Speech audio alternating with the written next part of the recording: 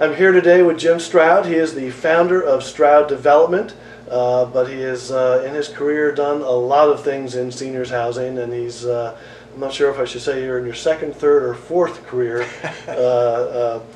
in the industry and other things. Jim, you've obviously had a long career in senior housing, and when you left Capital Senior Living several years ago, I can't remember when, you got back in the development business. But I think it was more on the multifamily side initially, maybe for a couple of years. Then you started back up in the assisted living and memory care business. What did you think your differential advantage was in that sector to get back into the development? Well, I think several things. I think one, the experience from 1990 through 2009 when I retired from Capital Senior Living. Someone during when they were giving me an award at Capital, they calculated that we had served 57,000 seniors. So I think that is one differential, is that there's a lot of lessons learned of what to do and not to do. So I think that's one thing. And then the other differential was when I got back into development of senior housing in 2010, there still was the kind of the hangover of the Great Recession.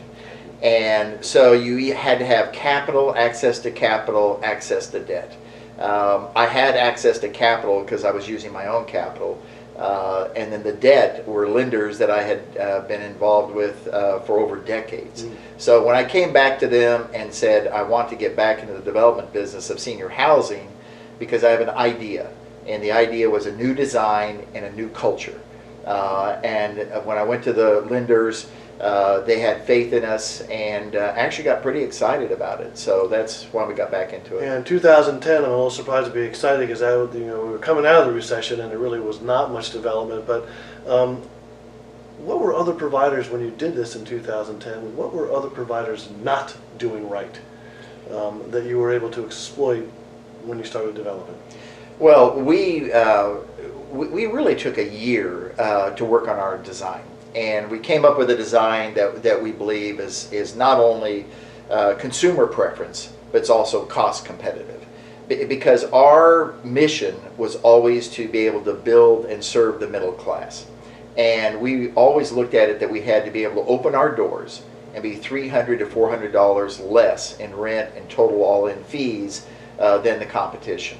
So we went ahead and we designed a building that was a state-of-the-art technology, that has a state-of-the-art type of construction. Because during that 19 years at Capital, I had been involved with over $490 million of new development from the ground up. And if you include the multifamily background before that, it was a very significant number of developments. So we were able to kind of take our best practices as a developer and then go to the architect and say, this is the concept, this is our market, we're going after the middle market, we want to be affordable, this is the goal of how to accomplish it, and then will you design it. Whereas most architects, developers will go to them and the architect will say, well, I have this idea. And so it's architect down to developer, and ours was the other way around. But 2010, people were still hurting quite a bit, and the economy was not great from the recession. Was there that much pent-up demand for your product? There is, if you focus on who we serve, because we're serving the middle income area, and I've always felt that those that have pension funds and private insurance at kind of the top of the pyramid, they're the higher income seniors. And they could pay $5,000 to $6,000, and those at the low income, they had Medicaid, they had tax credits. There was various platforms and programs for them for their housing. And what we were burdened about was the middle income. How do you really service that middle income? And so when we went out in the marketplace and through our design and our experience with construction costs, because we could build, generally for $10 to $20 a hard cost, less than our competition, and then we could open underneath their rent scope. We were really serving our mission, and then also at the same time, it was the timing. 2010, there wasn't such a great demand on the debt side, so when I went to the lenders, I could negotiate because there weren't a lot of other sources for them in the senior housing area. So we negotiated very competitive rates financially. And there was very little on the provider side. There was very little competition. There's always competition because, and we would go in At your price point. At our price point. At our price point, there was not, and that's where we could go into a market that others may view that could be saturated with existing product at the high end, and we would come in underneath it at $300 to $400. And keep in mind, a lot of people that were in the higher end product were all of a sudden getting an income squeeze. Because of their yields, on their retirement funds was dropping rapidly through the Great Recession.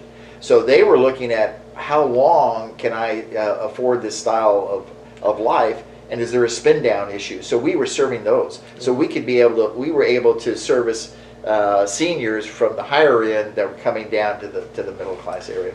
But why weren't there others seeing what you saw and trying to develop a similar kind of product for that middle market?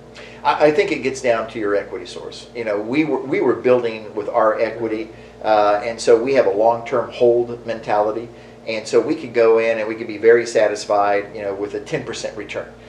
If I looked at the bond market for a comparable time period, I would prefer to have control of our equity and our investments, and versus putting into a bond, especially or municipal fund that may have a credit issue. So we were able to go ahead and invest at a 10% return. Whereas if you look at most of the other, if you go outside third-party equity, they're going to want a mid-20s return. So they're at 25% return. We're at 10%. We're more competitive on our construction costs because of our experience and the new design that we had. And then you layer in on the financing. For instance, we did use the HUD program 232. We locked in 40-year financing, non-recourse construction, full permanent, and that it was at a rate at 2.5 to 2.75. Can't be that. And then you look at it today, it's up 200 basis points over that. The all-in rate now is generally around 4.75. So what's so different about your buildings? Well, we have two different prototypes that we have. One is called the Orchard, which is a larger facility. Generally, it's 75 units. A third of that is memory care, certified Alzheimer's. The other is a high acuity assisted living. It's about 70,000 square feet, so we call that the Orchard. Then we have another one called Sonoma House. And Sonoma House is generally about 60,000 square feet, but it's in multiple buildings. And there we also serve the assisted living and memory care Alzheimer's as well. So we have two different prototypes, and what we end up doing is we look at a market and make a determination of which would be best to serve the seniors in that area.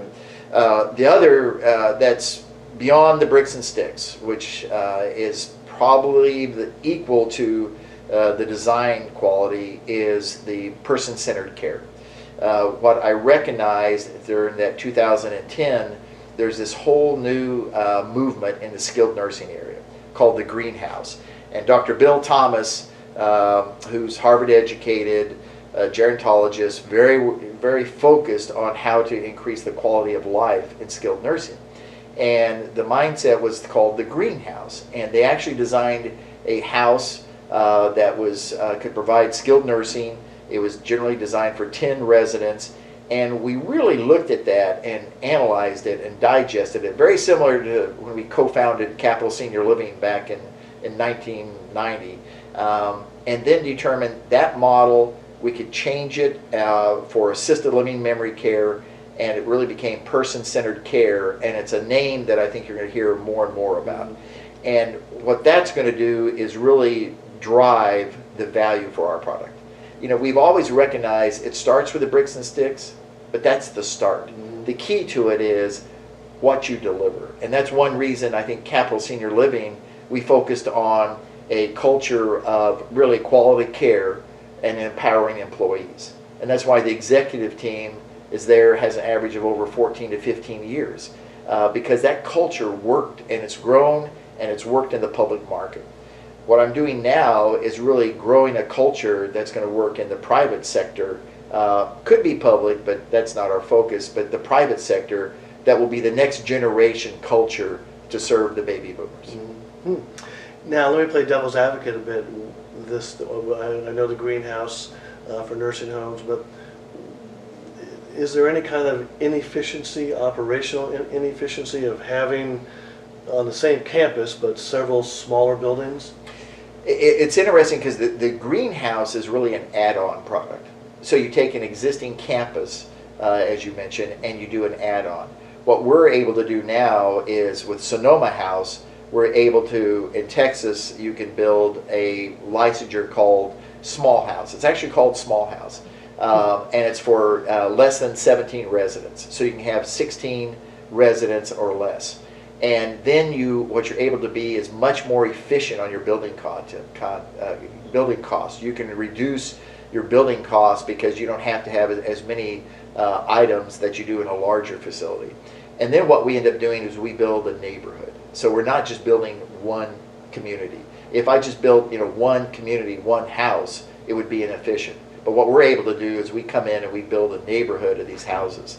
And that way I can have an on-site executive director, on-site activity director, the registered nurse is there, but we're still able to maintain the residential effect of it. You walk into it and it's a feel of, this is the house I wish my mom or dad could live in.